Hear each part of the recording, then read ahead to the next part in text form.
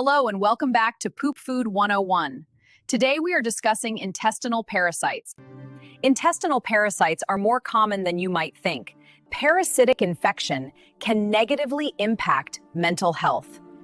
In our next segment, we will be discussing how parasites may affect mental health. Stay tuned.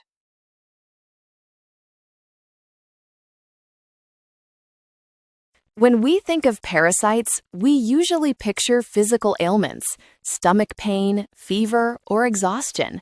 We rarely connect them to mood swings, anxiety, or severe psychiatric disorders. Today, I want to explore a compelling and often overlooked area of public health: the profound and sometimes startling effects that parasites have on the human mind.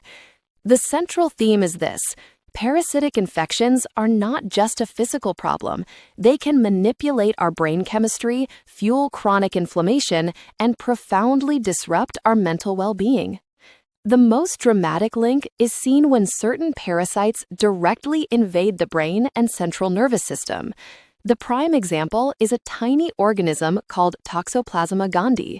This parasite is commonly transmitted through cat feces, undercooked meat, or contaminated water. Once inside a human host, it forms cysts in the brain. Researchers believe T. gondii doesn't just sit there. It may actively alter brain function. Specifically, it appears to interfere with levels of dopamine, a critical neurotransmitter essential for mood, motivation, and reward. This subtle manipulation has been linked to concerning changes in human behavior.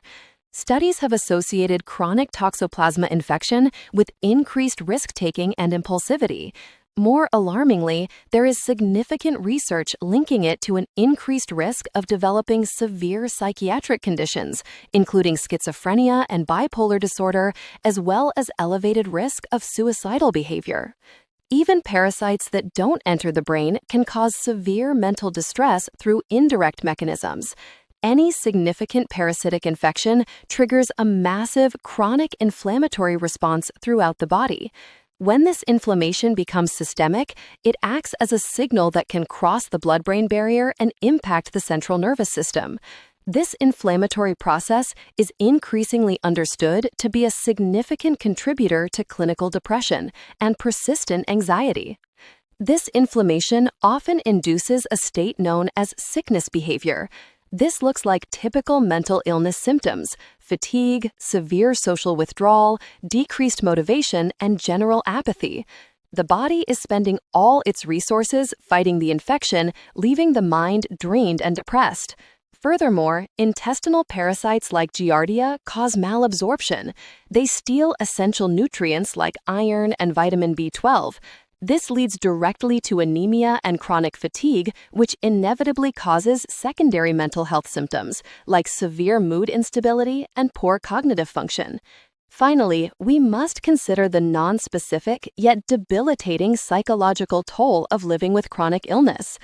The constant physical discomfort, nocturnal activity, and sometimes unexplained toxins released by parasites can heighten the body's baseline state of arousal, resulting in persistent anxiety and nervousness.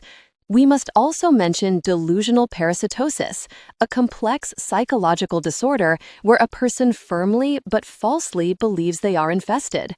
While the infection isn't real, the severe mental distress, resulting skin damage from scratching, and associated depression are intensely real. To summarize, the link between parasites and mental health is threefold: directly, by invading the brain and manipulating key neurochemicals; indirectly, by causing chronic body-wide inflammation that damages the brain's environment; and physically, by leading to malnutrition and exhaustion, which shatter mental resilience. This information is not meant to cause panic, but to expand our understanding of mental health origins. It reminds us that our mental and physical states are inseparable. If you or someone you know is struggling with unexplained mood changes, chronic fatigue, or persistent anxiety, it may be time to look beyond the purely psychological and consider a comprehensive medical evaluation. It is important to know the warning signs of a parasitic infection. Symptoms like fatigue or weakness, unexplained weight loss, or inability to gain weight. Symptoms like nausea, vomiting, loss of appetite, abdominal pain, cramping, or bloating. Diarrhea or constipation, gas or excessive burping may also be symptoms of parasites. Ladies and gentlemen, thank you for being here today. Imagine this. You're enjoying a delicious meal, traveling to a new country, or simply drinking water from a familiar source, unaware that tiny invaders could be setting up camp in your intestines. These unwelcome guests are intestinal parasites, organisms that live inside us, feeding off our nutrients and sometimes causing serious health issues. Today, I'm going to walk you through how people get these parasites, how to treat them medically, how to approach treatment naturally, and most importantly, how to avoid them altogether. Let's dive in. Intestinal parasites are more common than you might think, affecting millions worldwide, especially in areas with poor sanitation. These parasites include worms like roundworms, tapeworms, and hookworms, as well as microscopic protozoa like Giardia and Cryptosporidium. So, how do they find their way into our bodies? The most common route is consuming food or water tainted with parasite eggs or cysts. Undercooked meat, especially pork or beef, can harbor tapeworm larvae. Raw or underwashed vegetables, fruits, or herbs grown in soil fertilized with human waste can carry roundworm eggs. Drinking untreated water from streams, lakes, or even poorly maintained municipal systems can introduce Giardia or Cryptosporidium. Poor hygiene can introduce parasites to your gut. Not washing hands thoroughly after using the bathroom or before eating can transfer parasite eggs from feces to your mouth. This is especially common in children playing in contaminated soil or in households with inadequate sanitation. Traveling to regions with poor sanitation, such as parts of Africa, Asia, or Latin America, increases risk. Walking barefoot in areas where hookworms are prevalent allows larvae to penetrate the skin. Even pets can be a source. Dogs and cats can carry parasites like Toxoplasma that transfer to humans through contact with their feces. Flies or other insects can carry parasite eggs from feces to food, spreading contamination in homes or markets. Once inside, these parasites set up shop in your intestines, laying eggs, stealing nutrients, and sometimes causing symptoms like diarrhea, abdominal pain, fatigue, or weight loss. In severe cases, they can lead to malnutrition, anemia, or organ damage.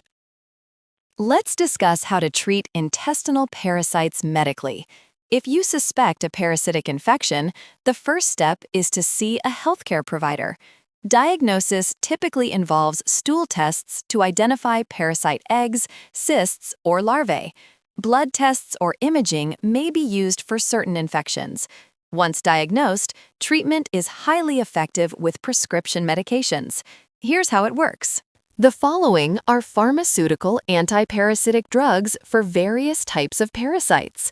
For protozoa, like Giardia, metronidazole or tinidazole is commonly prescribed. Worm infections, such as roundworms or hookworms, are treated with albendazole or mebendazole. Tapeworms may require praziquantel or niclosamide. These drugs work by killing the parasites or paralyzing them so they're expelled from the body. Treatment usually lasts a few days, though severe cases may require longer courses. In our next segment, we discuss ancient remedies that boost your immune system. Natural ingredients that boost your immune system and aid in fighting parasitic infections. Ladies and gentlemen, today we face an invisible enemy, one that quietly steals our energy, our nutrients, and our well-being: parasites. They may be small, but their impact can be enormous. And while modern medicine has valuable tools, nature has armed us with powerful defenses of its own.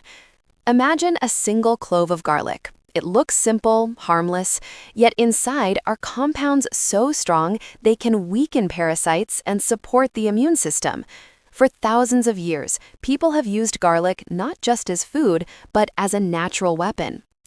Then there are pumpkin seeds, tiny, crunchy seeds that contain substances capable of helping the body paralyze and release intestinal worms. And in tropical cultures, papaya seeds have long been respected for their cleansing power, used carefully and sparingly to help restore balance to the digestive system. But food is only the beginning. For centuries, healers turned to potent herbs like wormwood, sharp, bitter, and unmistakably powerful. Clove, with its warm aroma, holds the ability to target parasite eggs. And black walnut hull, dark and earthy, has been relied on to help the body create an environment too hostile for parasites to survive. Together, these herbs form a traditional cleansing trio used around the world. Yet natural healing is more than removing what harms us, it's rebuilding what protects us. When parasites disrupt the gut, probiotics come to the rescue. Yogurt, kefir, sauerkraut, living foods that restore the balance of healthy bacteria. Water and fiber help flush the system, cleansing the body from within. And above all, prevention is the greatest cure. Washing hands, preparing food safely, drinking clean water, and avoiding contaminated soil, these simple habits protect us more than we realize. A strong immune system, built through rest, nourishment, and movement, becomes our constant guardian. So the message is clear. Nature has not left us defenseless. With the right foods, the right herbs, and the right habits, we can support our bodies, cleanse our systems, and reclaim our health naturally. That's a wrap on today's dive into the fascinating and slightly horrifying world of parasites. A quick shout out and thank you to everyone who stayed right here until the final second. Your scientific curiosity is appreciated. Like, subscribe for more weird biology, and hit that notification bell. See you next time, and keep your hands clean. This information is for educational purposes only and is not a substitute for professional medical advice, diagnosis, or treatment. Always consult a qualified healthcare provider regarding any questions or concerns about your health or before starting any new treatment, remedy, or supplement. Never disregard professional medical guidance or delay seeking it because of information discussed in this conversation.